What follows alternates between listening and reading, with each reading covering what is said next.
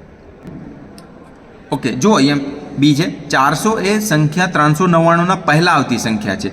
હવે પહેલાં આવતી સંખ્યામાં આપણે શું કરીએ છીએ કે બાદ કરીએ છીએ. હવે જુઓ કે 399માંથી એક બાદ કરીએ ને આપણે તો 398 આવે, 400 ના આવે.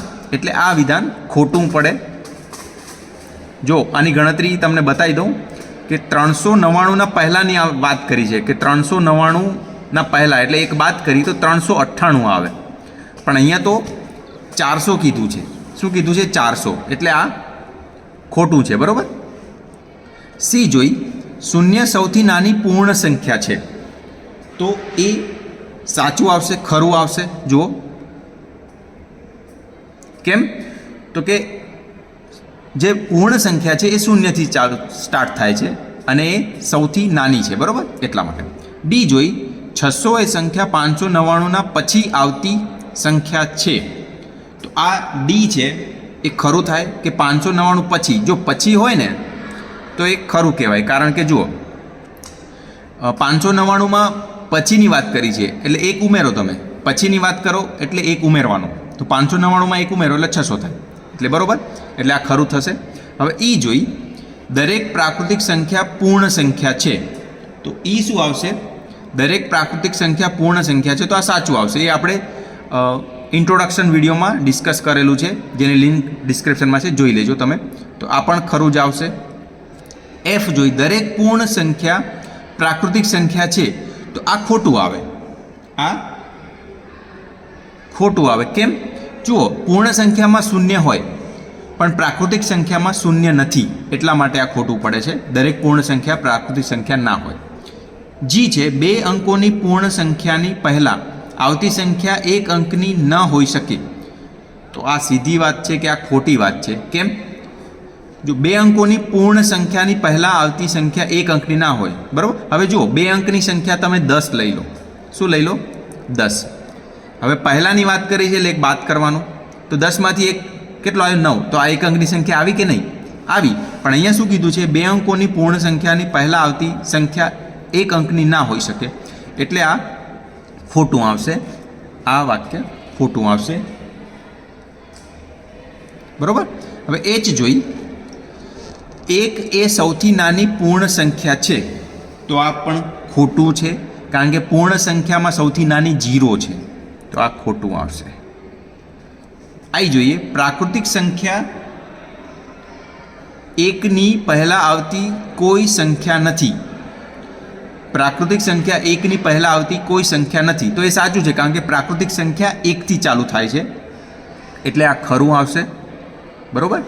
જે જોઈ, પૂર્ણ સંખ્યા 1ની પાસે તેની પહેલાં આવતી કોઈ સંખ્યા નથી. જો પૂર્ણ સંખ્યા 1ની પાસે તેની પહેલાં આવતી કોઈ સંખ્યા નથી, પણ આ તો પૂર્ણ સંખ્યાની વાત કરી છે. કઈ? પૂર્ણ સંખ્યા. પૂર્ણ સંખ્યામાં 1 પહેલાં 0 આવે, કારણ કે પૂર્ણ સંખ્યામાં 0 આવે છે, શૂન્ય આવે છે. તો આ ખોટું થશે. આ વાક્ય ખોટું છે. બરાબર. એટલે 1ની પહેલાં 0 પૂર્ણ સંખ્યા છે. બરાબર. કે છે, પૂર્ણ સંખ્યા 13 એ સંખ્યાઓ 11 અને 12ના વચ્ચે આવે છે તો આ તદ્દન ખોટી વાત છે. 11 અને 12 વચ્ચે પૂર્ણ સંખ્યા કોઈ પણ ના આવે. બરાબર. તો આ ખોટું. હવે એલની વાત કરી, પૂર્ણ સંખ્યા 0 પાસે તેના પહેલાં આવતી કોઈ સંખ્યા નથી તો આ ખરું છે ને. કારણ કે પૂર્ણ સંખ્યા 0થી સ્ટાર્ટ થાય છે, એના પહેલાં કોઈ જ સંખ્યા ના આવે તો આ ખરું આવશે. અને એમ છે, 2 અંકોની સંખ્યા પછી આવતી સંખ્યા હંમેશા 2 અંકની જ હોય છે તો આ પણ ખોટું. આપણે જોયું ને, 2 અંકની સંખ્યા પહેલાં આવતી સંખ્યા, પહેલાં એટલે માઇનસ કરો ને આપણે 9 આવ્યો, તો અહીંયા તો એવું કીધું છે કે 2 અંકોની સંખ્યા પછી આવતી સંખ્યા હંમેશા 2 અંકની જ હોય. તો આને ધ્યાનથી જુઓ, 2 અંકોની સંખ્યા પછી આવતી સંખ્યા હંમેશા 2 અંકની જ હોય તો એવું ના હોય. જુઓ, 99 2 અંકની સંખ્યા છે, પછીની વાત કરી છે એટલે એક ઉમેરવાનો. તો એક ઉમેરતા શું મળ્યો તમને? 100 મળ્યો, જે 3 અંકની છે. એટલે આ વિધાન ખોટું છે. બરાબર. તો આ રીતના આપણે જુઓ, આખું જે સ્વાધ્યાય 2.1 છે એનું સોલ્યુશન જોયું. અહીંયા મેં ડિટેલમાં સોલ્યુશન કર્યું છે. તે છતાં તમને કોઈ બી જાતની પ્રોબ્લેમ હોય તો મને કોમેન્ટ કરી શકો, હું તમને જવાબ આપીશ. તો આજનો વિડીયો કેવો લાગ્યો કોમેન્ટ કરીને જરૂર કહેજો. ધન્યવાદ.